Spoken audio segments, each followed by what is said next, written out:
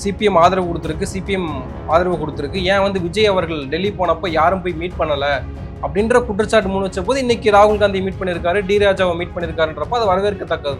நான் சொல்லுவேன், மீட் பண்ணுறது பற்றி இல்லை, கொஞ்சம் கொஞ்சமாக நீங்களும் அப்படியே காஞ்சனா பையா மாறுறீங்க. கரண்ட் கட் ஆகிறது கூட இவ்வளோ முக்கியத்துவம் கொடுக்கல, மக்கள் பாதிக்கப்படுறாங்க அதுக்கு முக்கியத்துவம் கொடுக்கல. சிங்கப்பெண்ணு வந்து படை வந்து ஒரு மாதம் கழிச்சு திறந்துக்கலாம், இன்னாகிரேஷன் பண்ணிக்கலாம். ஆனால் இடைத்தேர்தல் உடனே வேகமாக. மலைவாழ் கிராமங்களுக்கு பஸ் விட்டுருக்கோம், நல்ல வேலை மலையே நீங்கள் தான் கண்டுபிடிச்சிக்கணும்னு சொல்கிறேன். அவங்க சாதனை பட்டியலே 10 ரூபா வாங்குறது இல்லைன்னு சொல்கிறாங்க. ரொம்ப மோசமாக, மகா மட்டமாக, கேவலமாக. இந்திய கூட்டத்தை பற்றி என்ன நினைக்கிறீங்க? பார்க்க சந்திப்பெல்லாம் டக்குன்னு நடக்குது. உண்மையிலே விஜய் அவர்களுக்கு அந்த டிஸ்டன்ஸ் குறைக்கிறார். டிஸ்டன்ஸ் ஃபண்டு வந்து ஃப்ரீயாக கொடுக்குற மாதிரி தான் சமிக்கைகள்லாம் காட்டுறாங்க. நிர்மலா சீதாராமன் மேடமுக்கும் விஜய் சாரை பிடிக்கும் போது டிஎம்கேக்கு அவ்வளோவா கொடுக்கல. உதயநிதி ஸ்டாலின் படம்லாம் நெக்ஸ்ட்டு போனார், அவர் படம் ஒரு மாற்றம் நடந்திருக்கு.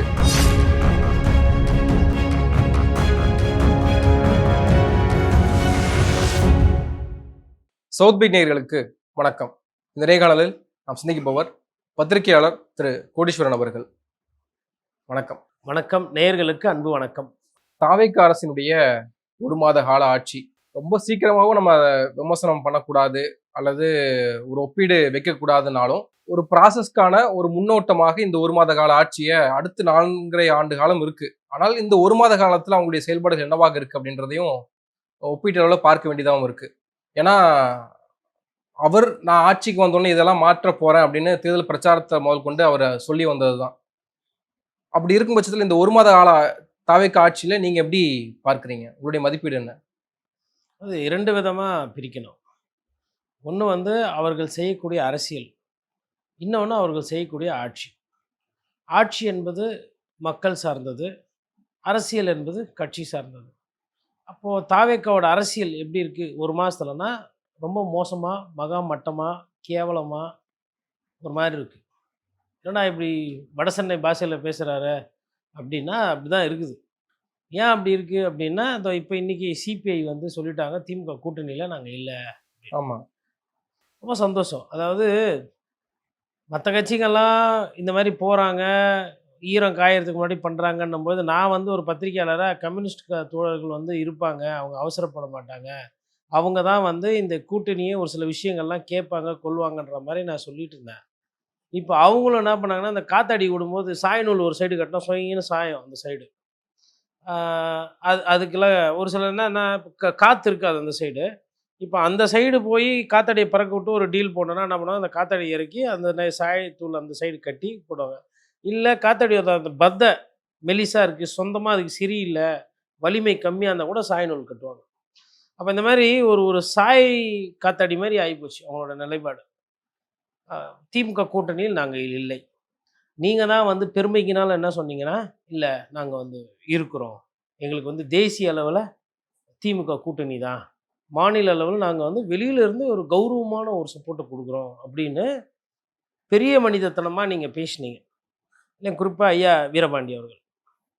எனக்கு அப்போயே அவர் விஜய் சார் போய் அவரை பார்க்கும்போது அவர் எக்ஸ்ட்ரா 2 சிரிக்கும் போதே டவுட் இருந்தது. அப்போது நான் வந்து நேற்று வரை கம்யூனிஸ்ட் சிபிஎம் பற்றி பேசலை, இப்போதைக்கு சிபிஐயோடு நான் நிறுத்துகிறேன், பாராட்டி தான் பேசிகிட்டு இருந்தேன். எப்போ உங்களோட நிலைப்பாடுகள்லாம் மாறுதோ அப்போது ஒரு பத்திரிகையாளர் வந்து யார் யார் நிலைப்பாடு மாறுறாங்க, எதுக்கு மாறுறாங்களோ அதை சொல்ல வேண்டிய நேரத்தில் இருக்கு, கட்டாயத்தில் இருக்கும். அப்போ நீங்கள் செய்யக்கூடிய அரசியல் வந்து இது வந்து இனிமேல்ட்டு நீங்கள் யாருமே பாரதிய ஜனதா கட்சியை அவங்க வந்து ரெசார்ட் அரசியல் பண்ணுறாங்க, அவங்க குதிரை பேர் அரசியல் பண்ணுறாங்க, அவங்க காசுக்கு கார்ப்பரேட் அரசியல் பண்ணுறாங்க நீங்கள் எதுவும் சொல்லாதீங்க. நீங்கள் ஏன் சொல்லக்கூடாதுன்றதையும் நான் சொல்கிறேன். இன்னொரு கட்சியில் இருக்கிற எம்எல்ஏவை வலிச்சு அந்த கட்சி வந்து இன்னொரு கட்சிக்கு ஆதரவாக ஓட்டு போட்டுச்சுன்னா அதுக்கு பேர் குதிரை பேர் அரசியல் தான். சட்டத்தில் அப்படி தான் சொல்லுது. கவர்னர்கிட்ட எடுத்துன்னு போய் மனு கொடுத்தா அது மேலே விசாரிப்பாங்க. வழக்காடு மன்றத்தை எடுத்துன்னு போய் சுப்ரீம் கோர்ட்டில் போச்சுன்னா அந்த வழக்கு எனக்கு தெரிஞ்சு அட்மிட் பண்ணுவாங்க. வழக்கு அட்மிட் பண்ணாங்கன்னா என்ன அர்த்தம்னா அதில் ஏதோ முகாந்திரம் இருக்குது. ஒரு ஜட்ஜி வந்து முகாந்திரம் இல்லைன்னா அந்த கேஸ் அட்மிட் பண்ண மாட்டார். எத்தோன்னா பெட்டிஷன் அப்ளை பண்ணும்போது ரிஜெக்ட் ஆகும். ஹைகோர்ட்டில் போட்டிருக்காங்க, சுப்ரீம் கோர்ட்டில் போட்டிருக்காங்க, அதனுடைய தன்மை என்னன்றதை பார்க்கணும். ஓகேங்களா? ஸோ இது ஒன்று. என்னோட அனுபவத்துக்கு நான் வந்து கம்யூனிஸ்ட் தோழர்களுக்கு வந்து அறிவுரையோ இல்லை அரசியலோ சொல்கிறதுக்கு எனக்கு தகுதி இல்லை. நான் அதையும் வெளிப்படையாக சொல்கிறேன். ஏன்னா அவங்க வாழறது தவ வாழ்க்கை. அவங்க வந்து கரைபடியாத கருத்துக்கு சொந்தக்காரங்க. கண்ட கண்ட கட்சியோடு சேர்ந்து உங்களோட இதை நீங்களும் இழக்க போகிறீங்க. குறிப்பாக சொல்லணும்னா தாவேக்கா செய்யக்கூடிய அரசியலை இதே தோழர் சண்முகம் என்ன சொன்னார், நாங்கள் இருக்கவே தான் அதிமுகவில் 4 எம்எல்ஏ ஓட நின்றுச்சு, இல்லைனா இன்னும் நிறைய பேர் ராஜினாமா பண்ணியிருப்பாங்கன்னு சொன்னீங்க. அவ்வளோ அவசரம். நேற்றே பார்த்தீங்கன்னா 5 தேர்தலுக்கு வந்து உடனே நடத்துங்க தேர்தலை அப்படின்னு சொல்லி சிஇஓ லெட்டர் எழுதுறாங்க. நானும் எலெக்ஷன் கமிஷன் ரொம்ப நாளாக பார்க்குறவன் தான். மேலே எலெக்ஷன் கமிஷன் ஆஃப் இந்தியாவுக்கு இங்கே இருக்கிற சிஇஓ கம்யூனிகேட் பண்ணுவாங்க டெல்லிக்கு கம்யூனிகேட் பண்ணும்போது அவங்க டேட்டை சொல்லுவாங்க. அவங்க டேட்டை சொன்னதுக்கப்புறமா தான் அந்த வேலையை ஆரம்பிப்பாங்க. இது இடைத்தேர்தல். ஆனால் இங்கே சிஇஓ இவங்களே எழுதிடுறாங்க கலெக்டருக்கு லெட்ரு. எலெக்ஷன் கமிஷன் ஆஃப் இந்தியாவுக்கு போகிறதுக்கு முன்னாடியே புனிதக்கோட்டையில் சீஃப் எலக்ட்ரல் ஆஃபீஸரே டைரக்ஷன் எழுதுறாங்க கலெக்டர்ஸ்க்கு. எழுதி வேலையெல்லாம் ஜுரூராக பண்ணுங்கள், சீக்கிரமாக தேர்தல் நடத்தணும், சீக்கிரமாக முடிக்கணும். ஏன் அவ்வளோ அவசரம்? அதான் சிபிஐ தான் ஓட மாட்டேன், சிபிஎம் தான் கூட நிற்கிறேன், விசிகே தான் கூட வந்து சேர்ந்துட்டாங்க, ஐயுஎம்எல் முழுசாக அவங்க கூட வந்துட்டாங்க. நீங்கள் எதிர்பார்த்ததை விட 122 இருக்கு. ஏன் இப்படி பதறீங்க இந்த அரசியல்? நீங்க சொல்ற பார்வை வந்து குதிரை பேர் அரசியல் நடந்திருக்கு அப்படின்னு. ஆனால் இதுவே இன்னொரு விதமா பார்க்கணும் அப்படின்னா, ஒரு கூட்டணி ஆட்சி நடந்திருக்கிறது. ஒரு பல ஆண்டுகளுக்கு பிறகு தமிழ்நாட்டில் ஒரு கூட்டணி அரசாங்கம் உருவாகி இருக்கு.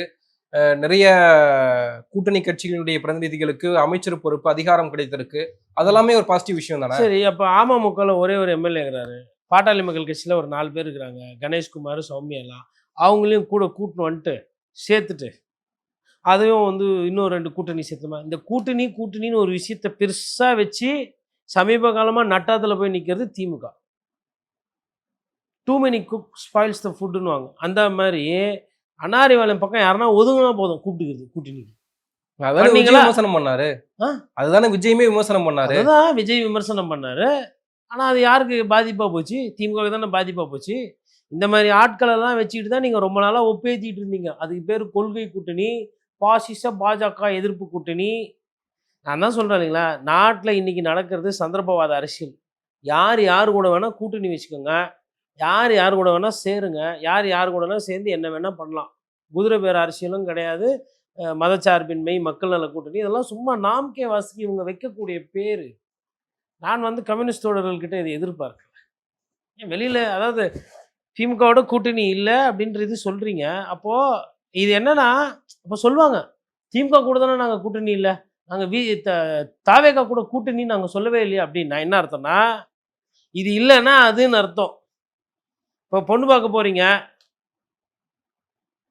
இப்போ இந்த மாப்பிள்ளையை பிடிக்கலன்னு சொல்லாமல் அந்த மாப்பிள்ளை தான் எனக்கு பிடிச்சிருக்கு அப்படின்னா என்ன அர்த்தம்னா இந்த மாப்பிள்ளை வானான்னு அர்த்தம்.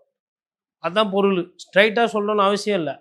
ஆல்ரெடி எல்லாம் பஸ்ஸை பிடிச்சி டெல்லிக்கு போக ஆரம்பிச்சிட்டிங்க. போயிட்டு இனத்தோடு சேருன்ற மாதிரி எல்லாம் ராகுல் காந்தியோட சேர்றீங்க, பழகுறீங்க, ரைட்டு. இதெல்லாம் எதுக்கு பண்ணுறாங்கன்னா இவங்க கொஞ்சம் கொஞ்சமாக டிவிகே கிட்ட போகிறதுக்கு எல்லாரும் ரெடி ஆகிட்டாங்க.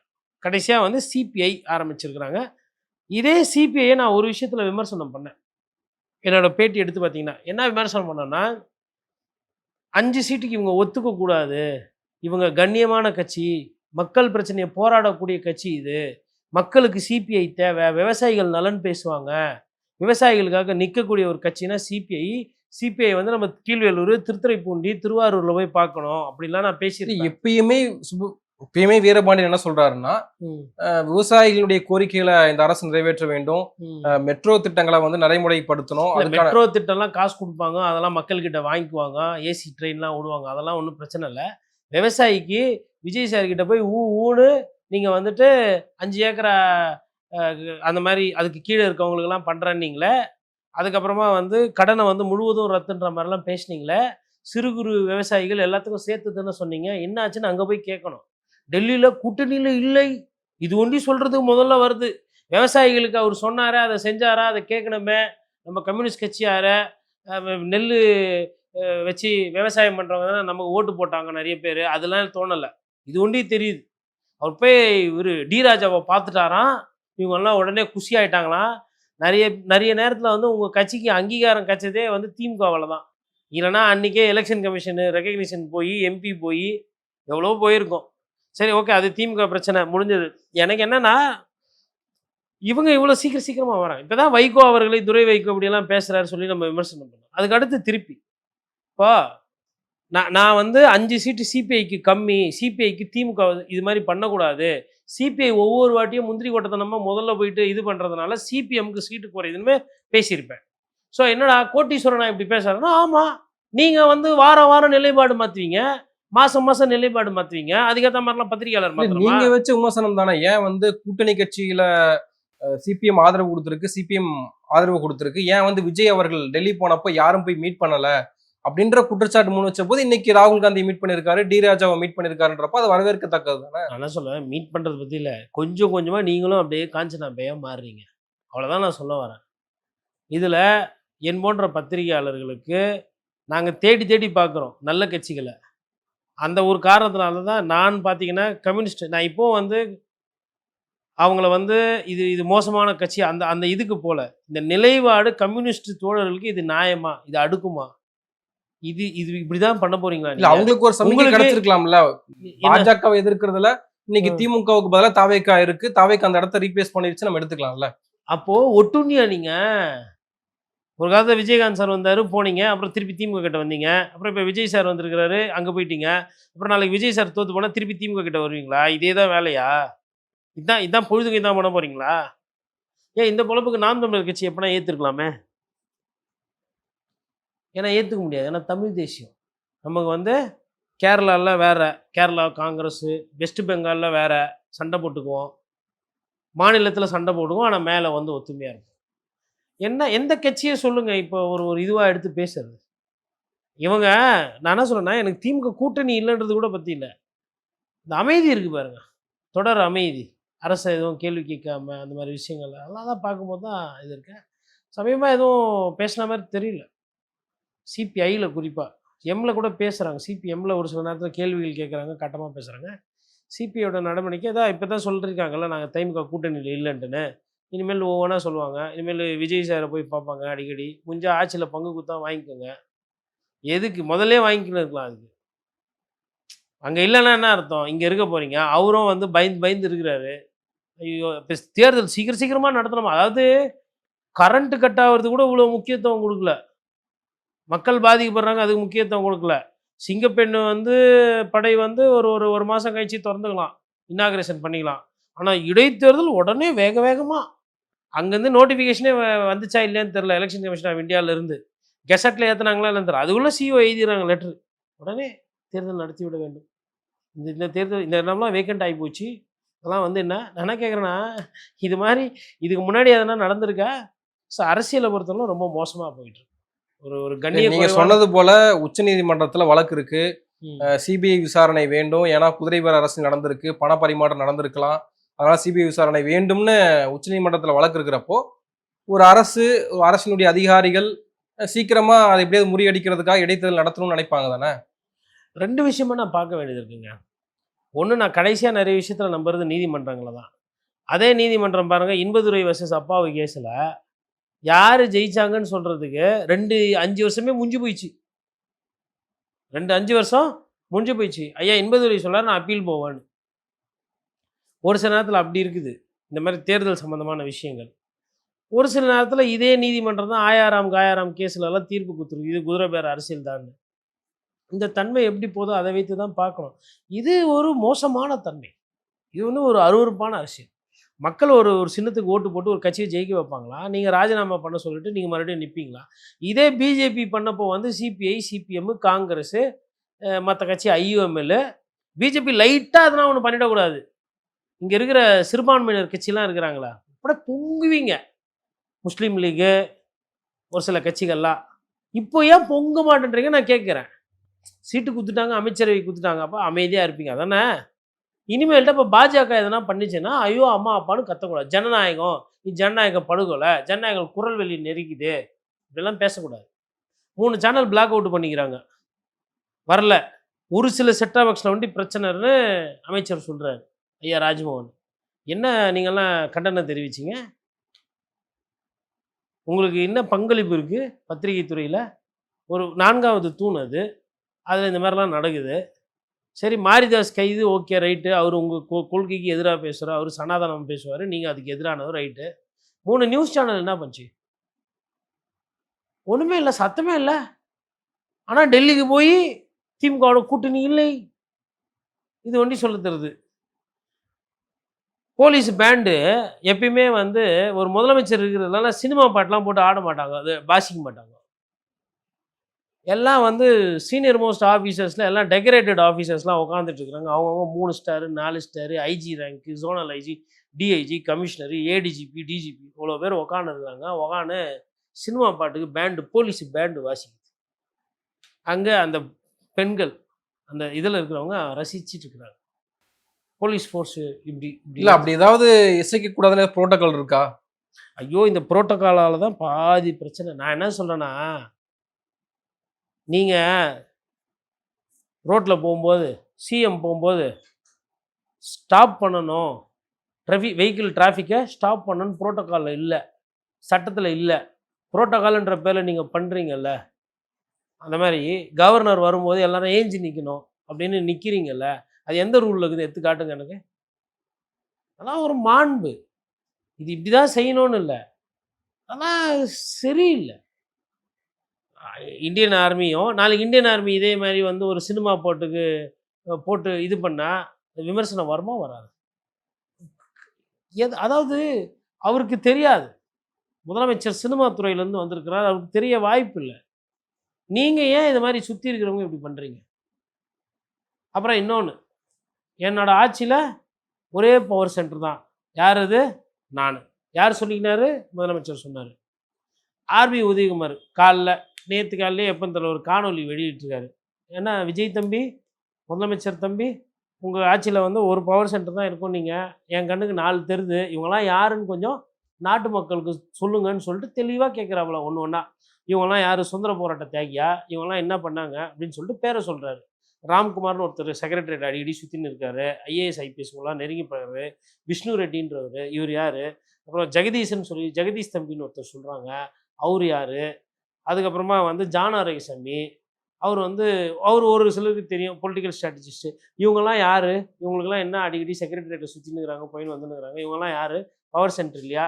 அப்புறம் பெரிய பவர் சென்டர் ஒருத்தர் இருக்காரு, ஆதவ் அர்ஜுனா. இல்லை, எல்லா ஆட்சி காலத்திலும் ஆட்சி செய்யக்கூடிய நபர்கள், நெருக்கமாக இருக்கக்கூடிய நபர்கள் ஆட்சி அதிகாரத்தில் ஏதோ ஒரு விதத்தில் அவங்களுடைய பங்களிப்பு இருந்துட்டு தானே இருக்கும். அது மாதிரி ஆட்சிக்கு வர்றதுக்கு உதவியாக இருந்த ஜான் ஆரோக்கியசாமி, ரொம்ப நாள் உடனா பயணிக்கக்கூடிய ஜெகதீஷ் போன்ற நபர்கள் இப்பயும் இருக்கிறாங்க கூட. அதுல என்ன தப்பு இருக்குன்னு நினைக்கிறீங்க? கரெக்டு. அப்போ சசிகலா அவர்கள் டிடிவி தினகரன் இருந்தது தப்பு இல்லை. அப்போ ஆட்சி வரணும்னு சொல்லிட்டு கஷ்டப்பட்டு உழைச்ச சபரீசன், அதுக்கப்புறம் அவர் ஃப்ரெண்ட்ஸு, அப்புறம் திரு ஐயா உதயநிதி ஸ்டாலின் ஃப்ரெண்டு ரத்தீஸு இவங்கெல்லாம் இருந்தது தப்பு இல்லை. எல்லாரும் அதை தானே பண்ணுறீங்க. ஆட்சி நடத்துறதுக்கு சீஃப் செக்ரட்டரி இருக்கிறாரு, காவல்துறை கட்டுப்பாட்டில் வச்சுக்கிறதுக்கு டிஜிபி இருக்காரு, அதுக்கு கீழே அமைச்சர் பெருமக்கள் இருக்கு. அதாவது அதிகாரினா அதிகாரிகள் லைன் இருக்காங்க, முதலமைச்சர் இருக்கார், முதலமைச்சர் கிட்ட அமைச்சர் பெருமக்கள் இருக்கிறாங்க. ஸோ முதலமைச்சர், அமைச்சர் இருக்கிறாங்க துறை ரீதியாக அரசியல் செய்வதற்கு, திட்டங்களை கொண்டு செல்வதற்கும், மக்களோட குறைகள் கேட்பதற்கும் மாவட்ட கலெக்டர், மாவட்ட எஸ்பி இருக்கிறாங்க, மாவட்ட அளவில் அவங்கவுங்க ஹெட் ஆஃப் த டிபார்ட்மெண்ட் பார்க்கும்போது போலீஸில் அந்தந்த டிபார்ட்மெண்ட் ஹெட் இருக்காங்க, வனத்துறைக்கு வனத்துறையில் இருக்காங்க, எல்லாம் இருக்கே. அப்போ இந்த 4 பேர் யார்? 3000 கோடி 4000 கோடி சொத்து சேர்த்துட்டாங்க திமுக குடும்பத்தில், இவங்கெல்லாம் முக்கியமானவங்க. அதுவும் குறிப்பாக சொல்லணும்னா உங்களுக்கு கார்த்தின்னு ஒரு பேர் இருந்தாவே போதும். போன திமுக பீரியடில் பயங்கர செல்வாக்கு, இந்த கார்த்தி அந்த கார்த்தி, இந்த கார்த்தி அந்த கார்த்தி, இப்படி. அப்போ இது என்ன? மேயர் ஜெயலலிதா காலத்தில் சசிகலா தான் எல்லாம் பண்ணுறாங்க, அவங்க டீமு, அவங்க நெட்வொர்க்கு பேசினாங்களா? இந்த குடும்பம் ஆதிக்கம் பண்ணது பேசினாங்களா? அதேமாதிரி திமுக ஆட்சியில் குடும்ப ஆதிக்கம் இருக்குது பேசினாங்களா? ஒரு குரூப்பாக பண்ணுறாங்களா? இந்த இளைஞர்கள்லாம் யார் இவங்கெல்லாம்? அதுவும் குறிப்பாக ஆகாஷ் பாஸ்கர்னு ஒரு கேரக்டர் சொன்னாங்க, எல்லாம் நீங்களாம் கூட தானே தாவேக்கள் அந்த வீடியோஸ்லாம் பெருசு பண்ணி விட்டீங்க. எனக்கு யாருன்னு தெரியாது, நான் பார்த்ததும் கிடையாது இவங்களெல்லாம். இந்த மாதிரி கேரக்டர்ஸ் நேம்ஸ்லாம் வருது. அப்போ திருப்பி உங்கள் ஆட்சியில் இந்த மாதிரி நேம்ஸ்லாம் வருது, என்ன நடக்குது? அப்போ ஒரு ஒரு முக்கியமான ஒரு அதிகாரிகள் போன பீரியடில் வந்து கோல் வச்சுனாங்கன்னா கூட அது கூட ஓகே ரைட்டு. அதிகாரிகள் ஐயா உதயச்சந்திரன் இருந்தாங்க, அதுக்கப்புறமா வந்து இவர் முருகானந்தம் இருந்தாங்க, அதுக்கப்புறமா வந்து ஒரு சிலர்லாம் முதலமைச்சர் ஆஃபீஸில் இருந்தாங்க, அப்புறம் போலீஸில் அருண் இருந்தாங்க, ஒரு சில அதிகாரிகளாம் இருந்தாங்க. இவங்க தான் எல்லாமே பண்ணுறாங்க. அதுவாச்சும் ஐஏஎஸ் ஐபிஎஸ் அதிகாரி போஸ்ட்ல இருந்து பண்ணாங்க. போஸ்ட்லேயே இல்லாத ஆளுங்கெல்லாம் வெளியில இருந்து பண்ணுறாங்களே. இல்லைன்னா சுனில் கொணுகோலுக்கு அங்கே கேபினெட் மாதிரி பவர் கொடுத்தாங்க இல்லையா கர்நாடகாவில், அது மாதிரி கொடுத்துருங்க. தெரிஞ்ச மாதிரி வெளிப்படையாக சொல்லிட்டு பண்ணிவிடுங்க. நான் கேட்கல இந்த கேள்வி எதுவுமே. அதிமுகவுடைய முன்னாள் அமைச்சர் ஆர்பி உதயகுமார் கேட்குறாரு, விஜய் தம்பி யார் தம்பி இவங்கலாம், அதிகாரம் பவர் சென்டர் நீங்கள் ஒரு ஆள் தான் சொன்னீங்க, ஒரு 4 பேர் சுற்றி நிற்கிறாங்க செக்ரட்டரியேட்டில். சும்மா சொல்ல முடியுமா ஆர்பி உதயகுமார்? இப்போ ராம்குமார் ஒருத்தர் இல்லவே இல்லை அப்படின்னா சொல்ல முடியுமா? இல்லை ஜான் ஆரோக்கியசாமி ஓரளவுக்கு தெரியும். ஜான் ஆரோக்கியசாமி தலையீடு இல்லைன்னா அவர் ஏன் சொல்ல போகிறார், பேச போகிறார்? இது நடுவில் ஒரு ஜோதிடருக்கு அப்பாயின்மெண்ட் போட்டு அப்புறம் கேன்சல் பண்ணிட்டாங்க. இல்லைன்னா 5 ஐயா ஆதவோட செத்த 6 35 அமைச்சர் ஒரு முதலமைச்சர் தான் தெரியும். இந்த 5-6 பேர் யாரு? அப்புறம் ஐயா ஆதவ் போய் பார்த்தா இல்லைங்க எங்களுக்கு ஃபேமிலியில் வந்து இது வந்து பண மோசடி மாதிரி கேஸ், இது மணி லாண்டரிங், இது போதை கேஸ் இல்லை அப்படின்னு பத்திரிகையாளர்கிட்ட சொல்கிறாரு ஐயா ஜான் பிரிட்டோ. அந்த ஃபேமிலி தான் ஃபர்ஸ்ட் பெஞ்சில் உட்காந்து. இதனால தான் நீங்கள் பண்ணுற அரசியல். இந்த அரசியலை தூக்கி பிடிப்பதற்காக சிபிஐ இன்னைக்கு வந்து இனிமேல் ஒரு சில விஷயங்களெல்லாம் நீங்கள் அதாவது தெரியும், அவங்களுக்கு தெரிஞ்சிருக்கும், தெரியாமல் இருக்காது. இருந்தாலும் நம்ம வந்து ஒரு பத்திரிகையாளரை எடுத்து சொன்னால ஐயா இது மாதிரிலாம் அரசியல் பேசுகிறாங்க, இந்த அரசியலும் கொஞ்சம் பார்த்துக்கோங்க. நான் ஃபர்ஸ்ட்லேருந்து சொல்லிட்டு இருக்கேன் திருப்பி ராகுல் காந்தி தான் அதிமுகவை உடைக்கிறதுக்கு உண்டான ஸ்கெட்சு போட்டது. அவர் பேபி கிட்டேயோ சிபிஎம் சிபிஐ கிட்ட எல்லாம் இதை பற்றிலாம் வந்து பேசினாரா எனக்கு தெரியாது. ஃபஸ்ட்டு தேர்தல் முடிஞ்ச மறுநாளே எடுத்துகிட்டு போய் காங்கிரஸ் பேர் 5 பேரை கொடுத்துட்டு ஒட்சி எடுத்துக்கலாம். அதே மாதிரி அதாவது ஐயா விஜய் அவர்களுக்கு திமுக கூட்டணி உடைக்கணும், ராகுல் காந்திக்கு பாஜக கூட்டணி உடைக்கணும், இவ்வளோதான் பிளான். இல்லை அதிமுகவே கட்சினா அதிமுக உடைக்கணும். இது நடந்ததா இல்லையான்றது போக தெரியும். நீங்கள் இந்த சமிக்கைகள், அதாவது நான் சொல்கிறது யூகத்தின் அடிப்படையில் பேசிக்கினாங்க, பண்ணிக்கினாங்க, பழகினாங்க, சொல்லிக்கினாங்க, இல்லை செஞ்சிருக்காங்க, ஒவ்வொன்றா நடந்திருக்கு. ராகுல் காந்தி சிபிஎம் தலைவர்கிட்ட பேசினாரா இல்லையா? கம்யூனிஸ்டும் காங்கிரஸும் கேரளாவில் எதிரி தானே. நீங்கள் கம்யூனிஸ்ட் உங்ககிட்ட தோத்துச்சு, போன தேர்தலில் நீங்கள் தோத்தீங்க, எதிரி தானே. எதிரியோட ஆளுக்கிட்ட என்ன பேச்சு வேண்டி கிடையாது உங்களுக்கு? இல்ல மாநிலத்துக்கு மாநிலம் அரசியல் மாறுபடுதுல்ல.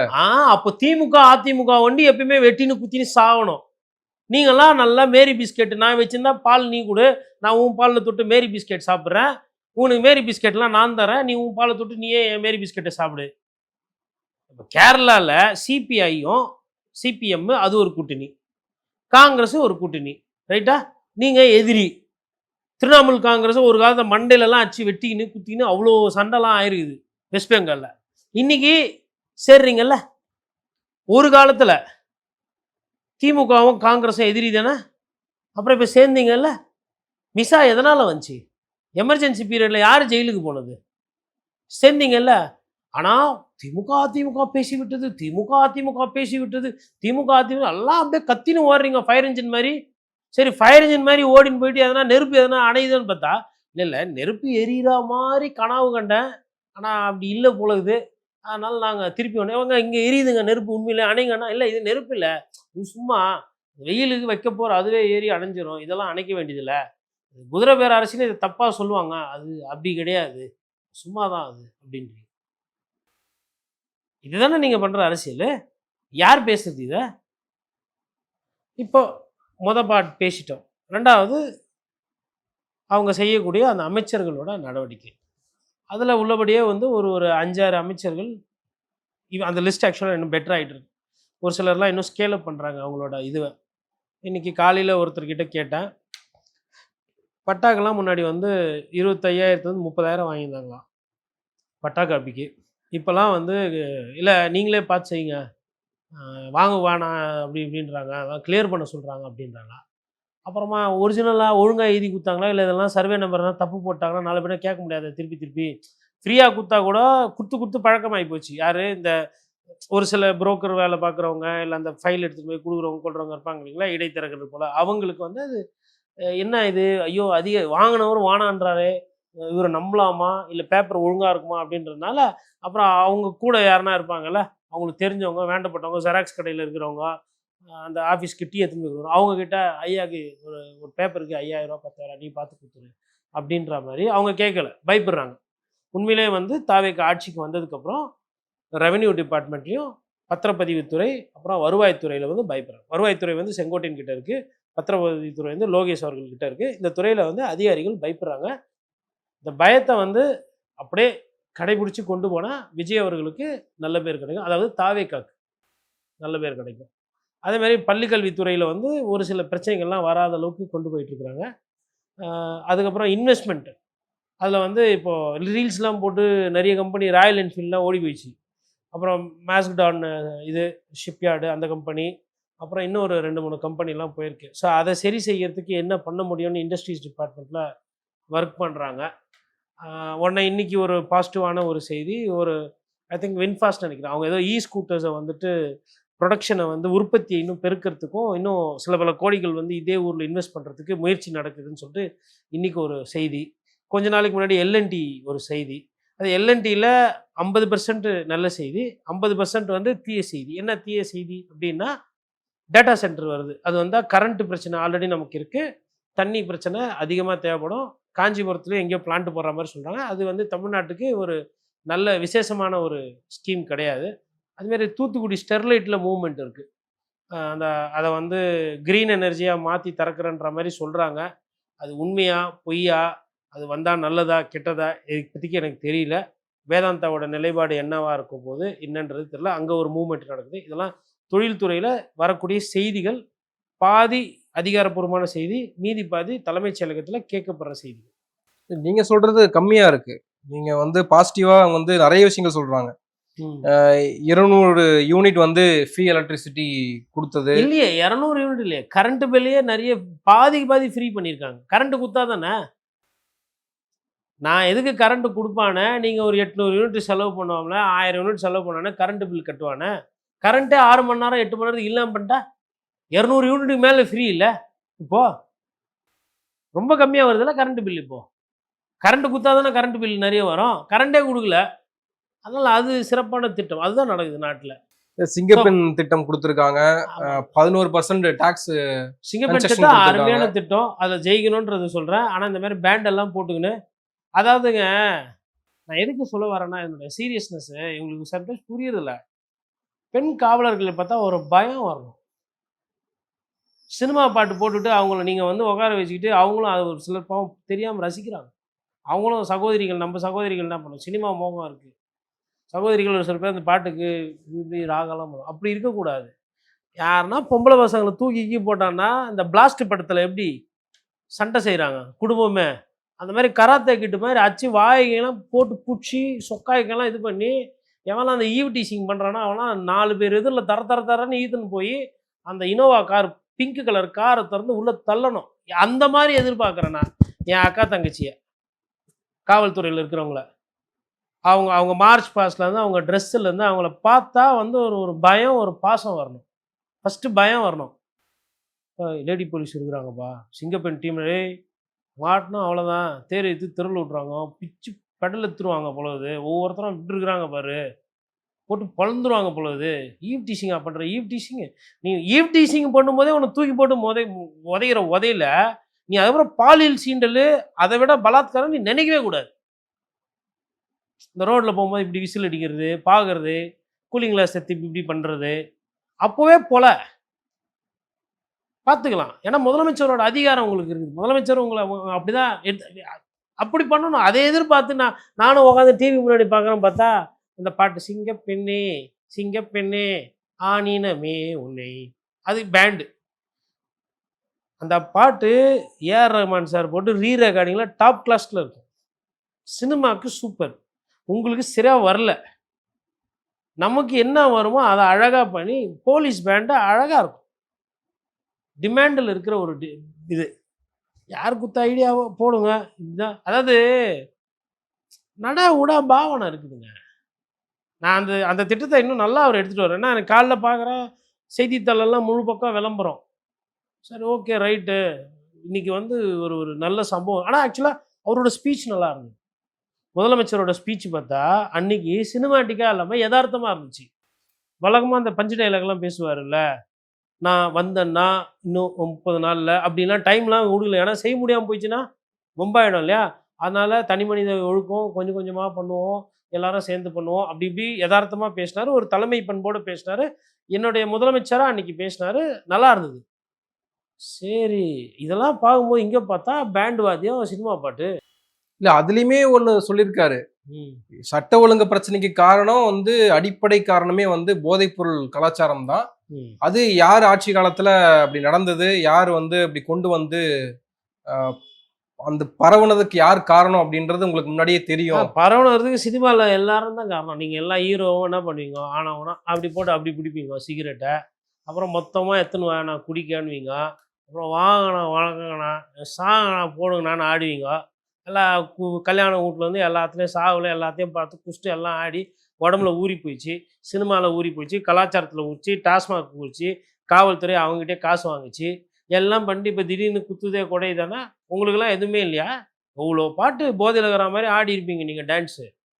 கீழே லைட்டாக liquor is consumption of alcohol is injurious to health, smoking of cigarette is injurious to health. அது லைனே தெரியாது. என்னாலாம் கண்ணாடி போட்டுக்கிறேன், நானே உத்து பார்த்தா தான் தெரியும். நம்மளும் தானே காரணம்.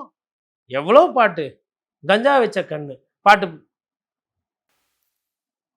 அப்போ யோசிக்கணும். படம் அதுதான் படம் தான். படத்தை பார்த்து தானே ஓட்டு போட்டாங்க. சுதந்திர போராட்ட தியாகி நான் ஓட்டு போட்டாங்க உங்களுக்கு. எதுக்காக ஓட்டு போட்டாங்க ஜனங்க? படத்தில் நல்லூர், சினிமாக்களில் நல்லூர், அரசியலுக்கு வந்தாலும் நல்லது செய்வார் அதானே. இல்லை பரந்தூரில் போய் 10 நாள் போராட்டம் பண்ணீங்களா, படுத்திருந்தீங்களா? இல்லை மேல்மா எதனா போராட்டம் பண்ணீங்களா? இல்லை அந்த சாராய கடைகள்லாம் மூடணும்னு சொல்லிட்டு ஒருத்தர், அவர் பேர் என்னது, சசி பெருமாளா, இன்னொருத்தர் ஒரு ஐயா ஒருத்தர் இருந்தார், ஒரு குழந்தைய பெண் குழந்தைய கூட வச்சுட்டு போராட்டம் பண்ணார். இல்லை இன்னைக்கு அவர் அது மாதிரி எதனா பண்ணீங்களா? இல்லை இந்த கள்ளக்குறிச்சி சாவுக்கு அங்கே போய் அங்கே ஊர் மக்கள்கிட்ட ஒரு வாரம் தங்கி ஏன் இது நடக்குது, எதனால் பிரச்சனை, எதனா பேசினீங்களா? எதனால் சார் உங்களுக்கு ஓட்டு போட்டாங்க? பாப்புலாரிட்டி, செலிபிரிட்டி, சினிமா ஸ்டார் தானே. சினிமா ஸ்டார் 2 வருஷத்தில் கட்சி தருவீங்க. அப்புறம் அப்போது இது ஒண்டி ஏற்றிக்கிறீங்க. சினிமா பாட்டிலலாம் வந்து அவ்வளோ பாட்டு அந்த மாதிரி ஏடாக்கூடமான பாட்டெல்லாம் போதை சம்மந்தமான விஷயம்லாம் இருந்தது படத்தில். பிளாஸ்ட் படம் பார்த்தோம், ஒரு காட்சி இல்லையே. அர்ஜுன் வந்து ஒரு கராத்தே மாஸ்டர், குடும்பத்தில் எல்லாருக்குமே கராத்தே தெரியுது, தற்காப்பு கலை, ஒழுக்கமான குடும்பம். அந்த ஒழுக்கமான ஒரு குடும்பத்துக்கு ஒழுங்கீனமான ஒரு சில தருதலைகளால் சிக்கல் வரும்போது அந்த கராத்தே கலையை வச்சு குடும்பம் எப்படி தான் கதை. கண்ணில் ஒத்திக்கிற மாதிரி இருக்குல்ல படம். அதுக்கப்புறம் மெய்யப்பனா இன்னொரு படம், அந்த மெய்யழகன், அரவிந்த் சாமி. ஏன்னா இப்படி அன்பு செலுத்துகிறான் உலகத்தில், இப்படியெல்லாம் ஆள் இருக்காங்கன்னு காலைல விடியாத்தில் எழுந்து பஸ் பிடிச்சி வர்றாப்புல. ஐயோ இவ்வளோ பாசம் நமக்கு ஆகாதுப்பா அப்படின்னு. இவரெல்லாம் தான் படம். ஏன்னா ஆபாசமாக இருந்தான் அந்த படத்தில். என்ன ஆபாசம் இருந்தது? இல்லை குஷ்டு அந்த படத்துலையும் காட்டுறான் ஒரு சீனு. கள்ளக்குறிச்சியை வந்து நாங்கள் வந்து ஒரு டூரிஸ்ட் ஸ்பாட்டாக மாற்றணும், கல்வராயன் மலையை வந்து ஒரு ஊட்டிக்கு நிகரான ஒரு மலையாக நாங்கள் மாற்றுறோம் அப்படின்னு ஆதவ அர்ஜுனா சொல்றாரு இல்லையா? அதெல்லாம் ஒரு பாசிட்டிவான நடவடிக்கை தானே. நான் என்ன சொல்லேன்னா மாற்றிட்டோம் அப்புறமா பேசுகிறோம். இப்போ நான் தான் சொல்கிறேன், லஞ்சம் குறைஞ்சிருக்கு, பயப்படுறாங்க காசு வாங்குறதுக்குன்னு. நான் அதை மனப்பூர்வமாக பாராட்டுறேன். இந்த பயம் இப்படியே இருக்கணும். புதுசில் சும்மா கொஞ்ச நாள் ஆசையை காட்டிட்டு அதுக்கப்புறமா மாறக்கூடாதுன்னு தான் நான் சொல்கிறேன். பள்ளி கல்வித்துறை பற்றி நான் குறை சொல்லலை, இந்து அறநிலைத்துறை பற்றி நான் குறை சொல்லலை. அதுக்கப்புறம் மருத்துவமனையில் இதுவரையிலும் எந்த சிக்கலும் வரல மருத்துவத்துறையில். இதெல்லாமும் நான் தான் சொல்கிறேன். பாட்டிலுக்கு 10 ரூபான்னு பாட்டு பாடிட்டு 20 ரூபா வாங்குறாங்களா இப்போ? இல்லை இன்னைக்கு 717 டாஸ்மாக் க்ளோஸ் பண்ணியிருக்கோன்றது இந்த 1 மாத கால ஆட்சியினுடைய சாதனையாக சொல்கிறாங்கல்ல. லிஸ்ட்டு சொல்லலைங்க, நிறைய கடை மூடலைன்றது விமர்சனத்துக்கு ஆயிடுச்சு. ஃபஸ்ட்டு சொன்னாங்க 717. இல்லை இந்த அவங்க சாதனை பட்டியலே 10 ரூபா வாங்குறது இல்லைன்னு சொல்கிறாங்க. அது நிர்மல்குமார் முன்னாடியே சொல்லிட்டாரு. மதுரைக்கு பெரியாளர் சந்திக்கும் போது, இல்லைங்க வாங்குறது இல்லைங்க, வாங்குறது இல்லைங்க, அவ்வளோதாங்க. 10 ரூபா வாங்குறதில்ல. 4 டைரக்ஷனில் சொன்னோன்னே நின்று போச்சு, அவ்வளோதான். யாருமே வாங்குறதே கிடையாது, அது நம்பிடுவோம், வாங்குறதில்ல. என்ன நடக்குது ஏது நடக்குது? அப்புறம் குவாரி எல்லாம் மூடிட்டாங்க, அதுவும் அவங்க சாதனை லிஸ்ட்டில் போட்டிருக்காங்க. சரி, மண்ணுக்கு என்ன பண்ண போகிறீங்க இப்போ? மண்ணுக்கு செங்கல் மண்ணுக்கும் அப்புறமா எம்சாண்டுக்கும் என்ன பண்ண போகிறீங்க? ஜல்லிக்கு என்ன பண்ண போகிறீங்க? மூடிட்டீங்க, ரைட்டு. அந்த துறை வந்து இப்போ பிரச்சனையில் இருக்குது. பொருள் கிடைக்கல, தளவாடு சாமான் கிடைக்கல, ரா மெட்டீரியல் கிடைக்கல. இப்போது கட்டடங்கள்லாம் நிறைய இடத்துல வந்து சிக்கல். இன்னும் ஒரு மாதம் போயிடுச்சுன்னா ஆட்டோமேட்டிக்காக 2% ஏற்றிட்டு பில்டர் என்ன பண்ணப்பல ரசீது குத்துருவாப்புல. இஎம்ஐ தானே கட்டுற, இல்ல இப்ப வயசான அதிகரிச்சிருக்கு காலத்துல இல்லையா? கட்டல இப்போ சாவரவர்களும் கட்டி இஎம்ஐன்னு சொல்லிட்டு கொஞ்சம் காசு சேர்த்து ஏற்றி விட்டு போயிட்டே இருப்பாங்க. இல்ல இன்னைக்கு எம்சாண்டினுடைய விலை ஏறி இருக்கு, ஜல்லியினுடைய விலை ஏறி இருக்கு. அதாவதுங்க உங்களுக்கு புரிதல் இல்லைன்னா இந்த மாதிரிலாம் ஆகும். எதை மூட போறீங்க? எதை திறந்து விட போறீங்க? என்ன பிரச்சனை? இல்ல அரசே எடுத்து நடத்துங்க. பிரச்சனை கிடையாது. ஏன் அரசு எடுத்து நடத்தல என்ன பிரச்சனை? ஏன் அரசு எடுத்து நடத்த மாட்டேன்றீங்க? ஏன் அரசு எடுத்து நடத்தக்கூடாது? யாரோ ஒரு தனியார் வந்து மண்ணு வாரலாமா? மலையை குடையலாமா? ஜல்லி விக்கலாம். ஆத்து மணல அதிகமா திருடுவாங்க, அள்ளுவாங்க. ஏன் அரசே நடத்தக்கூடாது? அரசே ஒரு மானிட்டர் பண்ணி நடத்தக்கூடாது? நாளை பின்ன எதனா தப்பாச்சுன்னா அந்த அதிகாரி கோர்ட் முன்னாடி நிறுத்தி கோர்ட்ல வந்து பண்ணலாம்ல, பயப்படுவாங்கல்ல. அரசே நடத்தட்டும். ஒரு ஒரு ரேஷன் மாதிரி வைங்க. வீடு யாரு கட்டுறாரோ பில்டரா ஹவுஸ் ஓனரோட ஆதார் டீட்டெயில்ஸ்லாம் வரணும். அவர் பார்த்துட்டு ஒரு ஒரு கோட்டா ஒரு வாட்டி நீங்கள் வாங்கிட்டீங்கன்னா அடுத்து 3 வருஷம் இல்லை 5 வருஷத்துக்கு உங்களுக்கு கிடையாது. ஏன்னா ஒரு ஸ்கீம் எடுத்துனுவாங்க.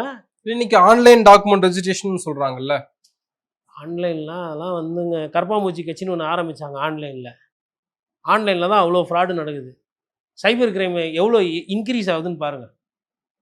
இதெல்லாம் சும்மா இந்த ஆன்லைனில் பண்ணிட்டோம் டிரான்ஸ்பரன்சி நான்லாம் நிறைய ஆன்லைன் பார்த்துட்டேன். ஆன்லைன்லாம் வந்து இப்போ திமுக பீரியடில் கூட தான் என் மின்னகம் என்ன ஆச்சு? மின்னகம் ஃபுல்லாக ஆன்லைன் தான். சொதப்பிக்கிச்சா இன்னைக்கு? இன்னைக்கு ஏன் கரண்ட் நிறைய இடத்துல கட் ஆகுது? அது பேர் வந்து ஃபியூஸ் ஆஃப் கால்னுவாங்க எஃப்ஓசி. என்னன்னா ஒரு ஒரு இன்ஜினியருக்கு ஒரு ஒரு டிப்போ இன்ஜினியருக்கு அந்த வார்டு இன்ஜினியர் ஏடி அவருக்கு ஒரு ஆஃபீஸ் இருக்கும். அது நைட்டில் வந்து ஒரு 2 பேர் வேலை செய்வாங்க, இல்லை 3 பேர் வேலை செய்வாங்க. கரண்ட் கட் ஆச்சுன்னா அப்போலாம் சைக்கிளில் போயிட்டு ஃபியூஸ் கேரியர் பார்த்து கீத்து ரெடி பண்ணுவாங்க. 2 பேர் போவாங்க. ஒருத்தர் ஃபோன் வந்தால் எடுப்பார். அதை அதை மூடிட்டு ஐயா செந்தில் பாலாஜி அவர்கள சிந்தனையில் முளைச்சது தான் மின்னகம். சென்ட்ரலைஸ்டாக, அதாவது உங்கள் வீட்டில் கரண்ட்டு போயிடுச்சா எண் 1 அமுக்குவோம், பத்தின்னு போயிடுச்சா 2 அமுக்குவோம், ரொம்ப நேரமாக இருட்டாகுது பயமாகுதா 3 அமுக்குவோம், யாருமே வரமாட்டாங்கன்னு தெரிஞ்சால் அப்படியே காத்திருக்குவோம், இதில் எதுவுமே உங்களுக்கு புரியலன்னா 5 அமுக்குவோம், தொடர்பமைக்கு நன்றி அப்படின்ட்டு வச்சிரும். இதுதான் மின்னகம். இது எவ்வளோ ஃப்ராடு வேலை இது. ஃபோன் பண்ணால் அங்கேயே எடுக்கணும். ஃபோன் பண்ணால் அலோன்னு 1 அமுக்குவோம் 9 அமுக்குவோம். ஏன் அமைச்சருக்கு இதே மாதிரி கொடுங்களேன். அமைச்சருக்கெல்லாம் ஃபோனை பண்ணி போலீஸ்க்கு கால் பண்ணுறாரு 1 அமுக்குவோம் 2 அமுக்குவோம் 5 அமுக்குவோம் 10 அமுக்குவோம். ஏன் அமைச்சருங்கெல்லாம் இது மாதிரி பண்ணால் ஒத்துக்குவீங்களா? பொதுமக்கள் வண்டி இதெல்லாம் ஏமாத்து வேலை. அவுட் சோர்சிங்கு ஆன்லைன் நான் தான் சொல்கிறேன். இதெல்லாம் கான்ட்ராக்டருக்கு காசு தூக்கி கொடுக்கறதுக்கு இவங்கெல்லாம் கொண்டு வர சிஸ்டம் இது. ஃபஸ்ட்டு பேங்க்கில் பண்ணாங்க இந்த கூத்தை. அப்புறம் ஒரு காலத்தில் இந்த டெலிஃபோன் கம்பெனிஸ் பண்ணாங்க லாபத்தை அதிகமாக்குறது. அது சம்பாதிக்கிறீங்களா கோடி கணக்கில். சர்வீஸ் ஒழுங்காக கொடுத்துட்டு போங்களா. அங்கங்கே ஆள் எடுங்க. வேலை வாய்ப்பு எப்படி உருவாகும்? இதே மாதிரி பண்ணிட்டா ஒருத்தர் வந்து 18 வயசு 20 வயசில் டெலிஃபோன் ஆப்ரேட்டராக அந்த இது பிஸ்னஸ் பிபிஓ மாதிரி ட்ரைனிங் கொடுத்துட வேண்டியது. 30 வருஷம் வேலை செய்யணும். சம்பளம் கூடனா நான் உனக்கு வேலை இல்லைப்பா போயிட்டு திருப்பி மறுபடியும் 19 வயசில் வேலை கம்மியாக எடுத்து 2 வருஷம் ட்ரைனிங் பண்ணி திருப்பி 10 வருஷம். இதெல்லாம் நடக்குது. கூலி கொடுக்க முடியல ஒழுங்கா. இதில் லட்சணம். இதில் வந்துட்டு என்ன சொல்கிறது, கம்ப்ளீட்டாக ஃபெயிலியர். அப்போ என்ன பண்ணோன்னா அந்த இந்த இன்டெகிரேட்டட் ஹெல்ப்லைன்லாம் தூக்கிட்டு இதை பொறுத்தவரைலாம் ஒரு டிப்போவுக்கு 2 பேர் இல்லை 3 பேர், நைட் டியூட்டி கம்பல்சரியாக 2 பேர், ஃபோன் வந்து அட்டன் பண்ணும். Go back to basics. லேண்ட்லைனில் ஃபோன் அடிப்பாங்க பப்ளிக்கு. லேண்ட்லைன் நம்பரை போடுங்க. ஃபோன் அடிப்பாங்க. அச்சா எந்த தெருவில் எத்தனாவது தெரு, 4வது தெரு பிரச்சனையா, வெங்கடேச தெரு பிரச்சனையா, அதுக்கப்புறமா வந்து ரிச்சர்டு தெரு பிரச்சனையா, எந்த டோர் நம்பர் என்ன எழுதி வைங்க. அவங்க அரை மணி நேரம் 3/4 மணி நேரம் வேணால் அவங்க வந்து பார்ப்பாங்க. சார் நீங்கள் தானே ஃபோன் எடுத்தீங்கன்னா, இல்லைப்பா இந்த தெருவில் போய் பார்த்துன்னுக்கிறாரு, ஒரு மணி நேரம் ஆகும், அங்கங்கே போகுது போப்பா அப்படின்னா பாதி பிரச்சனை குறையும். போனால் ஆள் இல்லை, ஃபோன் பண்ணால் எடுக்கலை, என்ன மெயில் போட்டுன்னு இருப்பாங்களா உட்காந்து கரண்ட் இல்லைன்னு ஆன்லைனில். அதனால் இந்த ஆன்லைன் கீன்லைன்லாம் சொல்கிறதெல்லாம் வந்து ஏமாத்து வேலை. நீங்கள் ஆன்லைனில் உங்களோட டேட்டாலாம் இருக்குது இல்லையா, பத்திரம், அதுக்கப்புறம் அரசு திட்டம், அதெல்லாம் ஆன்லைனில் பத்திரமா போட்டு வைங்க. யாரும் திருடு போகாத மாதிரி. ஓனுன்றப்போ பிரிண்ட் அவுட் எடுத்துக்கலாம். கோர்ட்டுக்கிட்டு டாக்குமெண்ட் கட்டுறது ஆன்லைனில் கொடுப்பாங்க. இந்த பப்ளிக்கை வந்து ஆன்லைன் சொல்லிட்டு ஏமாத்துறதை கொஞ்சமாச்சும் நிறுத்திக்கணும். எல்லாம் ஆன்லைனில் பட்டோம், சரி எல்லாம் ஆன்லைனில் பண்ணிங்க. லஞ்சம் ஆஃப்லைனில் தானே வாங்குறீங்க. லஞ்சமே இல்லை அப்படின்னு நான் இப்போ முடிவு வந்துட்டா இந்தியன் தாத்தா 3 மாதிரி படம் எடுக்கிற மாதிரி கம்மியாகிட்டு இருக்கு. ஊழலை கம்மி பண்ணுறதுக்கு உண்டான வேலைகள் நடக்குது. நான் என்ன நினைக்கிறேன்னா அவங்க நிறைய செலவெல்லாம் பண்ணலை.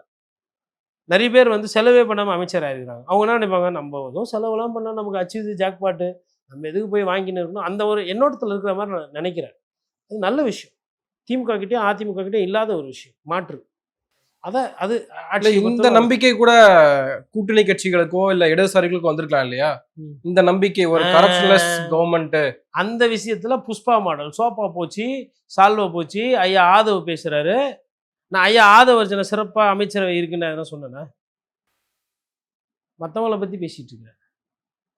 இப்ப ஐயா ஜேசிடி பிரபாகர் என்னென்னமோ பண்ணி பார்க்குறாரு பாவம். சட்டமன்றத்து மாண்பை காப்பாத்துறதுக்கு, மரியாதை காப்பாத்துறதுக்கு. இது வேற. அவங்கலாம் வேற. சார் நல்ல வருமானம். சிக்கிம் லாட்டரியில. அதிகமா லாட்டரி அச்சு போட்டு வித்து அரசுக்கு வருவாயாகி, பிரச்சனையாகி, கேரளா கோர்ட்ல தீர்ப்பாகி, பிரச்சனையாகி, அவங்க சொத்தை வந்து முடக்கியிருக்காங்க. பறிமுதல் பண்ணியிருக்காங்க. 38 எஃப்ஐஆர் ஒரு ஃபேமிலி மேல. 1, 2 கிடையாது. குடும்பத்துல எல்லார் மேலயும் எஃப்ஐஆர். என்னென்ன எஃப்ஐஆர்? 120B, 420. புரியுற மாதிரி சொன்னா சீட்டிங், கான்ஸ்பிரசி, குற்றம் செய்யணுன்ற நோக்கம், லாட்டரி சீட்ல மறைமுகமா பண்ணது, அரசுக்கு வருவாய் ஏய்ப்பு, கருப்பு பணத்தை பெருக்குதல், அந்நிய மோசடி, செலாவணி, இது மாதிரி சிக்கல்கள். இதெல்லாம் என்ன சாதாரணமான கிரைமா? இதெல்லாம் யார் பண்ணக்கூடிய crime? Proper economic offences. White collar கிரைம்னு சொல்லுவாங்கல்ல, காலரு அழுக்காகாமல் அப்படியே பண்ணுறது அது. இந்த மாதிரி பண்ணிக்கிறவங்கள நீங்கள் கூட வச்சுக்கின்னு அவங்க தான் சொன்னாங்க அதிமுகவும் தாவேகாவும் பேசிக்கிறது அப்படின்னு லீமா ரோஸ் தான் சொன்னாங்க. நான் சொல்ல. இவங்களெல்லாம் வச்சுக்கிட்டு நீங்கள் வந்து இந்த சைடும் சொல்லுவீங்க, இதையும் பண்ணுவீங்க. அதனால் இது எப்போ மாறும்னு எனக்கு தெரியல. பட் அதே நேரத்தில் ஒரு சில சமிக்கைகள், நல்ல சமிக்கைகள் எனக்கு தெரியுது. இல்ல அம்மா உணவகத்துல குவாலிட்டியான உணவுகள் வந்து பரிமாறப்படுது. ஸ்கூல் பேக்ஸ்ல வந்து முதலமைச்சருடைய புகைப்படம் இல்ல. மலைவாழ் கிராமங்களுக்கு பஸ் விட்டுருக்கோம். இப்படியான பல பட்டியல் சொல்லப்படுது இல்ல. நல்ல வேளை மலையே நீங்கள் தான் கண்டுபிடிச்சிங்கன்னு சொல்ல. மலை கிராமத்துக்கு பஸ் பல வருஷமாக போகுது. நான் வேணா அட்ரஸ் சொல்லிட்டா உங்களுக்கு தெரியாது. எனக்கு தெரியும் எங்கெங்கே மலையில் எது எதுக்குதுன்னு. எனக்கு வால்பாறையிலேருந்து அந்த சைடு கீழே இறங்குனா என்ன வரும், அட்டைப்பெட்டி எங்கே இருக்குது, அதுக்கப்புறமா வந்து உங்களுக்கு வந்து பாம்பாடும் சோலா, பரம்பிக்குளம், நான் சொல்கிறதெல்லாம் வந்து ரிமோட் பிளேசஸ்ஸு. புரியுதுங்களா? இப்போ நீங்கள் வால்பாறை தொகுதி எடுத்தீங்கனாலுமே ஒன்று வந்து ஆனமலை ஒன்றியம், இன்னொன்று வால்பாறை ஒன்றியம். வால்பாறைக்கு அந்த சைடு நீங்கள் அப்படியே ஏறி இறங்குனீங்கன்னா அது அதிரம்பள்ளி வரலும் போகும். அதெல்லாம் ரிமோட் ஏரியா. பஸ்ஸே போகலையா அங்கெல்லாம்? தாய்முடி சோலா, அப்புறமா வந்து முடிஸ் எஸ்டேட்டு, அதுக்கப்புறமா வந்து அங்கெல்லாம் இருக்குது. இதெல்லாம் ரிமோட் ஏரியா. இங்கேருந்து எல்லாம் வந்து எல்லாம் அவங்களாம் 2 கிலோமீட்டர் 10 கிலோமீட்டர் நடக்கிறவங்க. கரெக்டாக வந்து நின்றுவாங்க. வெடிகாத்தால பஸ் இருக்குது, நைட்டு பஸ் இருக்குது. நைட்டு செக் போஸ்ட் 10:30 மணிக்கு தூக்குவாங்க கீழே. Indira Gandhi wild life sanctuary board போட்டிருக்கோம். போட்டு அந்த வண்டி நம்பர் ஏற்றுவாங்க, போவாங்க. போகும்போது டிரைவர்கிட்ட சொல்லுவாங்க, யானை இருக்குது, சிறுத்தை நடக்குது, பார்த்து ஓட்டின்னு போங்க. இதெல்லாம் வந்து பல வருஷமாக நடக்குது. நீங்கள் சொல்கிறீங்க பஸ்ஸு வேறு எங்கே ரிமோட் ஏரியா? சரி, சத்தியமங்கலம் டிஸ்கஸ் பண்ணுவான். தாளவாடி, திம்பம் பஸ் இல்லையா? அதேமாரி அந்த சைடு கொள்ளைகால் பஸ் இல்லையா? சரி, இந்த சைடு மோயாறு, முதுமலை சரணாலயம், டைகர் சரணாலயம், முதுமலைக்கு பஸ் இல்லையா? மோயார் வழியாக பஸ் இல்லையா? இல்லை ஊட்டியிலேருந்து கீழே இந்த சைடு இறங்குது அப்படின்னா வந்து உங்களுக்கு அது என்ன ரோடு? அது உங்களுக்கு வந்து அந்த அதாவது ஏற விட மாட்டாங்க, இறங்க விட மாட்டாங்க. TN-43 பஸ்ஸை தவிர்த்து. அதெல்லாம் இல்லைங்களா? அங்கே அந்த யானைங்களுக்கெல்லாம் தீனி போடுவாங்க அந்த இடம்.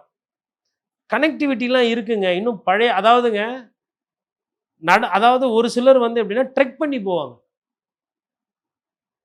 ட்ரெக் பண்ணி போகிற இடம் இன்னும் அப்படிதான். மந்திரி மட்டம், மானம்பள்ளின்லாம் இருக்குது. அதெல்லாம் ட்ரெக் பண்ணி தான் போவாங்க. பரமன் கடவுன்னு ஒரு இடம் இருக்குது. அதெல்லாம் ட்ரெக் பண்ணி தான் போக முடியும். அப்படி போக முடியாது. பச்சைமலைன்னு ஒரு இடம் இருக்குது இங்கே நாமக்கல் மாவட்டத்தில் மேலே. அதில் ஒரு சில இடத்துல ட்ரெக் பண்ணி தான் போக முடியும். அவங்க பஸ்ஸும் கேட்குறது கிடையாது. அங்கே புதுசாக பஸ் விட்டுக்கிறேன்றீங்க. எங்கள் ரூட் நம்பர்லாம் சொல்லுங்கள், எந்தெந்த காட்டுக்கு எங்கே விட்டீங்கன்னு. எனக்கு அது ரொம்ப பழக்கம் அந்த ரூட்டெல்லாம். நான் குழந்தைகள் பேக்ல வந்து முதலமைச்சருடைய புகைப்படம் இல்லாம சந்தோஷம் வரவேற்கிறோம். கடந்த ஆட்சி காலத்துல அப்படிதானே இருந்துச்சு. ஸ்கூல்லேருந்து பஸ்ஸு அப்போவே விட்டுருக்காங்க. உதயநிதி பீரியட்லேயே விட்டாங்க. இப்போ புதுசாக விட்டா மாதிரி கார்டு போடுறீங்க. டிராஃபிக்கு 3 லேனை வந்து கிரியேட் பண்ணிவிட்டு 1 லேன் வந்து டெடிகேட்டட் டு சீஃப் மினிஸ்டர் போயிட்டு வர்றது. அதேமாதிரி சம்டைம்ஸ் ஜட்ஜஸும் வந்து அதே ரூட்டில் மெரினா பீச்சில் போவாங்க. புதுசாக விஜய் சார் வந்த மாதிரி போட்டு 3 நாள் ஓட்டிக்கிட்டு இருந்தீங்க. பார்த்தீங்களா? போக்குவரத்து நெரிசல் இல்லாமலே போய் வரும் முதலமைச்சர் விஜய். நீங்கள் அப்புறம் ஒரு படி மேலே போய் டிஃபன் பாக்ஸ் அவரே எடுத்துன்னு வந்து அவரே சாப்பிட்ற மாதிரிலாம் ஏஐல போட்டீங்க. இது இந்த பட்டியல்ல வந்து முக்கியமா உங்ககிட்ட கேட்கறது பிரஸ் ஃப்ரீடம் என்ஷூர் பண்ணிருக்கோம் அப்படின்றாங்க. நம்புற மாதிரி தான் இருக்கு. அதுதான் ப்ரெஸ் ஃப்ரீடம் இருக்கு. பத்திரிகை சுதந்திரன்றது வந்து இந்த நாட்டில் வந்து இந்திய அரசியல் சாசனமும் இந்திய அரசியல் அமைப்பும் தர்றது.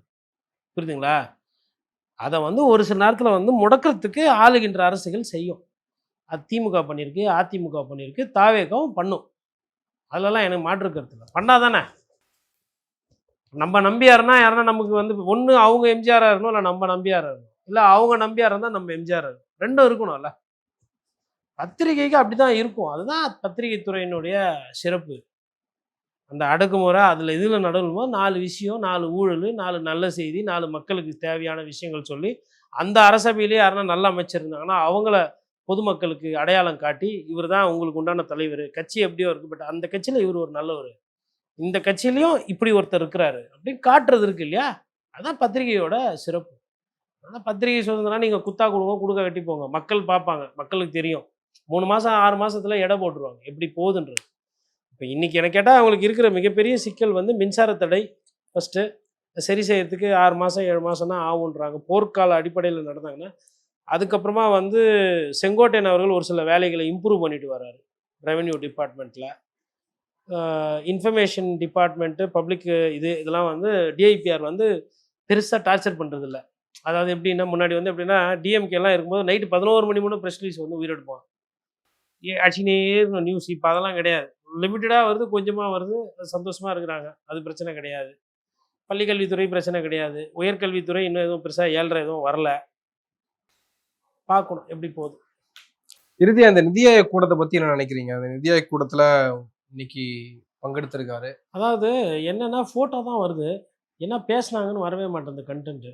நித்தி ஆயோக் கலந்துக்கிறாருன்றாங்க, பிரசிடெண்ட்டை பார்த்தாங்க, அப்புறம் சோனியா காந்தியெல்லாம் பார்த்தாங்க, டெல்லி பார்க்க சந்திப்பெல்லாம் டக்கு டக்குன்னு நடக்குது எல்லாம். அது உண்மையிலே விஜய் அவர்களுக்கு அந்த டிஸ்டன்ஸ் குறைக்கிறாரு. டிஸ்டன்ஸு சென்னை தமிழ்நாடு இங்கே இருக்குது, டெல்லி அங்கே இருக்குது.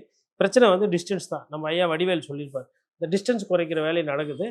அதனால் போதிய நிதியெல்லாம் கிடைக்கும், நல்லதே நினைப்போம் அந்த விஷயத்தில் வந்து. ஏன்னா அவங்களுமே வந்து கொஞ்சம் ஃபண்டு வந்து ஃப்ரீயாக கொடுக்குற மாதிரி தான் சமிக்கைகள்லாம் காட்டுறாங்க. நிர்மலா சீதாராமன் மேடமுக்கும் விஜய் சாரை பிடிக்கும் பொழுது டிஎம்கேக்கு அவ்வளோவா கொடுக்கல. இப்போ உதயநிதி ஸ்டாலின் படம்லாம் நெக்ஸ்ட்டு போனார், ஆனால் அவர் படம் அங்கே ஒரு மாற்றம் நடந்திருக்கு. இல்லைங்க. ஒரு சில விஷயம் இப்போ 1000 கோடி பணம் வந்திருக்குன்றாங்க, அடுத்தது 750 கோடி வேற ஒரு துறைக்கு விடுவிச்சிருக்கிறாங்கன்றாங்க. அப்புறம் ஜல்ஜீவன் திட்டத்தில் வந்து இந்த ஏரிகள் புறநமைக்கு ஒரு 7500 கோடி வர வேண்டியது 18,000 கோடி வந்திருக்கு. பேப்பர் ஒர்க்ஸ் நடக்குதுன்றாங்க. வருதுன்னா நான் அதை வருதுன்னு தானே சொல்ல முடியும், அதெல்லாம் பாராட்டத்தானே செய்ய முடியும்.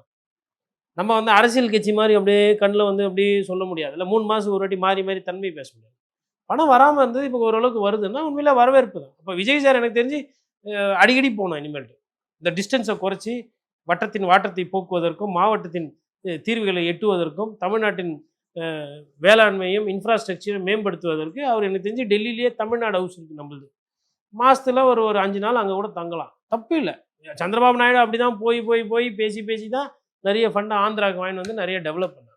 அந்த மாதிரி மேபி ஒரு விஜய் வந்து சொல்லுவாங்க, பார்த்தீங்களா ஒரு பிஜேபி பி டீமு சொல்கிறவங்க தான் பார்த்தா பெரிய பிஜேபி பி டீமாக இருக்கும். நான் தான் சொல்கிறேன்ல, பிஜேபி எல்லாருமே பி டீமு. இவங்க சும்மா கதை சொல்லி இருக்கிறாங்க. சிபிஐ, சிபிஎம்மு, காங்கிரஸு இவங்களுக்கெல்லாம் என்னென்னா BJP A team BJP B team சொல்லியே அவர் அரசியல் பண்ணுவாங்க. அப்போ நீங்கள் நியாயமான ஆள்னா யார் தப்பு பண்ணாலும் தப்பு சொல்லணும். நீங்கள் அப்படி சொல்கிறது இல்லை. சும்மா எது பாசிச பாஜக ஒழிக்கணும், இதை தவிர்த்து தேஞ்சு போன டேப்பு மாதிரி நீங்களும் சொல்லி 15 வருஷமாக உட்கார வச்சுக்கிறீங்க பிஜேபியை. ராகுல் காந்தி அவரோட போக்கை மாற்றிக்கணும். மாநில கட்சிகளை வந்து அவர் அந்த பெரிய மனப்பான்மை அந்த இதெல்லாம் இருக்குது. திமுக அதுதான் இப்போ நடந்துக்கிட்டு இருக்குது. இவர் பண்ண வேலை தான். ராகுல் காந்தி தமிழ்நாடு அரசியலில் தலையிடாமல் இருந்திருந்தா விஜய் கௌரவமாக அதிமுக கிட்ட சப்போர்ட் கேட்டிருப்பாரு. ரெடியாக இருந்தாங்க அவங்க துண்டு போட்டுன்னு. அதில் இன்னொன்று சொல்கிறாங்க, இப்போ சமீபமாக பத்திரிகையாளர்லாம் வேறு சொல்கிறாங்க, அதாவது கட்சிக்காரங்களாம் ரவுண்டு பேசி முடிச்சிட்டாங்க. இப்போ யூடியூப்பு பத்திரிகையாரங்க அவங்க ரவுண்ட்ஸ் என்னென்னா அதிமுக முன்னாள் அமைச்சர்களால் தாங்கிக்கவே முடியலையா. எது நம்ம போய் திமுகவோட கூட்டணியா, திமுக கொடுக்குற இதில் நம்ம அமைச்சராக இருக்கணுமா, அப்படி ஒரு காலமும் நாங்கள் ஏற்றுக்கவே மாட்டோம், நான் அப்படிப்பட்ட அமைச்சராக நாங்கள் இருக்கவே மாட்டோன்னு யார் இவர் வேல்மணி, சிவி சண்முகம், அதுக்கப்புறமா வந்து நிறைய பேர். ஆனா தாவேக்காவுக்கு போலாம். இல்ல அதாவது திமுக ஒரு அமைச்சரவை குத்துச்சுன்னா அது எங்களுக்கு வேணாம் அப்படின்னு இவங்கெல்லாம் எதிர்த்தாங்களாமா. அதை முறியடிக்கிறதுக்கு தான் இவங்கெல்லாம் தனியா போனாங்களாமா. சரி, திமுக இதெல்லாம் நம்புற மாதிரியா இருக்கு. அதாவது அமைச்சர் பதவி வேணாம் உங்களுக்கு. அது திமுக உதயநிதி ஸ்டாலின் ஒரு முயற்சி எடுத்து அதுலலாம் நம்ம அமைச்சர் ஆகணுமா, அதை ஏற்றுக்க முடியாது அப்படின்னு நீங்களாம் சொன்னீங்க. இதை நாங்கள் நம்பணும். கோர்வையா அழகாக சொல்றதுனால எல்லாம் உண்மையாயிடுமா? சரி, அப்போ இவங்க அமைச்சரவையில் பங்கு கொடுத்து, அதாவது திமுகவும் அதிமுகவும் சேர்ந்து எடப்பாடி பழனிசாமி முதலமைச்சராக்கி நீங்களாம் அமைச்சராக உங்களுக்கு உடன்பாடு இல்லை. ஆனால் தாவேக்கா உங்களை அமைச்சராக்குறேன் அப்படின்னு சொன்னால் உங்களுக்கு உடன்பாடு. அப்போ அதில் ஓகே, அவங்க ஆக்கிட்டாங்க உங்களை, நீங்களும் அமைச்சர் ஆகிட்டீங்க. எது நடந்துச்சு, எது நடந்துக்கிட்டு இருக்குது, எது நடக்க போகுது மக்கள் பார்த்துக்கிட்டு இருக்கிறாங்க. குதிரை வேறு அரசியல் நடந்துச்சு. ஓட்டை மாற்றி போட்டிங்க, சோப்பா வந்தது. கேட்டால் முன்னாடியே ஆர்டர் பண்ணுன்றீங்க. நல்ல சோஃபாலாம் ஆர்டர் பண்ணால் உடனே வரமாட்டேங்குது. நீங்கள் போங்க, ஒரு நல்ல அழகாக இருக்கும் ஒரு சோஃபா, ஃபஸ்ட்டு விலை ஜாஸ்தியாக இருக்கும், வாங்கவே முடியாது. அப்படி மீறி வாங்கினாலும் டெலிவரி சார் உடனே, அதுவும் என்ன ஒரு 2-3 நாளில் வந்துடும். ஒரு வாரத்துக்கு முன்னாடியே ஆர்டர் பண்ண. எல்லாம் ஒரே மாதிரி சொல்கிறீங்க, ஒரு வாரத்துக்கு முன்னாடியே. அது என்ன டைமிங் ஒரு வாரத்துக்கு முன்னாடி? யாருன்னா சோஃபா டீட்டெயில்ஸ் எடுத்து வெளில போட்டாங்களா? இப்போ இதுக்கப்புறம் போடக்கூடாது. அது வந்து உண்மை இருக்குதா இல்லையா, அது சும்மா ஒரு ஜோக்கு கூட எடுத்துக்கோங்க. இந்த பாருங்க, நாங்கள் வாங்கின சோஃபா இதான், இந்த கடையில் வாங்கினோம், இந்த கலரு பாருங்கள், எத்தனாம் தேதி ஆர்டர் பண்ணிக்கிறோம், ஜிபே பண்ணிக்கிறோம், எடுத்து போடலாம்ல. எதிர்க்கட்சி தலைவர் உதயநிதி ஸ்டாலின் சோஃபா மாடல் சொன்னதுக்கப்புறமும் பில்லு வரலையே சாமி. ஏன் ராயப்பேட்டாவில் எவ்வளோ கடை இருக்குது அதிமுக கட்சி ஆஃபீஸ் பக்கத்தில் சோஃபா கடைங்க. ஒரு பில்லு எப்பா எத்தனாம் தேதி முன்னாடி போட்டு கொடுப்பா, வாங்கின மாதிரினா போட்டு கொடுக்க போகிறாங்க, காட்ட வேண்டி தானே. அட்லீஸ்ட் வாதத்துக்கு நல்லா இருக்கும்ல. அதை விட்டு அவங்க வந்து அமைச்சரவையில் வந்து திமுக அதிமுக ஒரு அமைச்சரவை, அதில் நம்ம அமைச்சர்னா அம்மாவோட ஆன்மா மன்னிக்காது. யார் உங்களெல்லாம் இப்படி பார்த்தா தெரியுது. கொஞ்சமாச்சு ஒரு நடைமுறைக்கு, அதாவது பேசுனாங்கன்றது கூட ஓகே, ஆனால் அந்த அப்படி ஒரு அமைச்சரவை பதவி எங்களுக்கு வேணாம். அதனால தான் நாங்கள் எடப்பாடி பழனிசாமி எதிர்த்தோம். நம்புற மாதிரி இருக்கா? யாருன்னா அமைச்சராக்கி விட்றேன்னா எதிர்ப்பு தெரிவிப்பாங்களா இந்த ஊரில் அரசியல்வாதிகள்? அமைச்சர் ஆகணும் தான் அத்தனையும் பண்ணுறாங்க. அது தெரில. இதெல்லாம் எப்படி யோசிச்சு பார்த்தாலும் எனக்கு, நான் கூட அது எப்படி அதாவது திமுகவும் அதிமுகவும் சேர்ந்துச்சுன்னா அது வந்து துரோகம். என்ன ஆயிருக்கும் ரெண்டும் சேர்ந்துருந்தா? ஆட்சியில் அதிமுக உட்காந்துருக்கோம், நீங்களாம் அமைச்சர் ஆகிருப்பீங்க. அந்த 25 பேர் போனவங்க தான் கொஞ்சம் பசவி உள்ளவங்க, பெரிய தலைக்கட்டு. போகாதவங்கலாம் பாவம், அந்த அளவுக்கு கிடையாது. ஃபஸ்ட் டைம் எம்எல்ஏ இல்லை மாவட்ட செயலர் சொல்லிடுது. நீங்களாம் அதில் ஒரு 15 பேர் எம்எல்ஏ ஆகிருப்பீங்க, மினிஸ்டர் ஆகிருப்பீங்க. உண்மையிலே உங்களுக்கு அதில் இஷ்டம் இல்லை. எடப்பாடி பழனிசாமி தான் அதை கெத்து விட்டாரு. சரி, எடப்பாடி பழனிசாமி கெத்து விட்டாரு. ஏன் 2 நாளில் மறுநாளே சொல்ல வேண்டியதானே? இப்போ வெயிட் பண்ணி பார்த்துனே இங்கே இல்லைனா அங்கே இல்லைனா. ஃபர்ஸ்ட் ஆஃப் ஆல் 47க்கு அமைச்சர் ஆகிறது தப்பு. 3வது தானே வந்தீங்க, ஓரமாக உட்கார வேண்டியதானே. 3வதா மக்கள் என்ன இடம் கொடுத்தாங்க, 3வது கொடுத்தாங்க. அப்போ எதிர்கட்சியில் உட்காந்துக்கணும், கட்சியோட கட்சியாக உட்காரணும். ஏன்னா அவர் பெரிய மனுஷன் கூப்பிடல. யார் விஜய் சார் எப்படி கூப்பிடுவார்? யாரெல்லாம் மெயின் டோர் வழியில் அந்த பக்கம் வரீங்களோ வாங்க ஐயா, இப்படிக்கா வரோம். ராகுல் காந்தி இப்படிக்கா அவங்களெல்லாம் எடுக்க வேணாம் சொல்லிக்கிறார். அப்போ சொல்லிட்டோம் வெளிப்படையாக. இப்போ இந்த குற்றச்சாட்டுகள்லாம் வருது.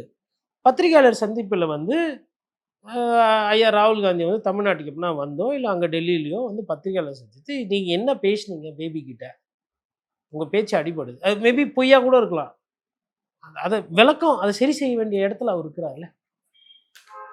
நன்றி, நிறைய விஷயங்களை பகிர்ந்துருக்கீங்க. நன்றி.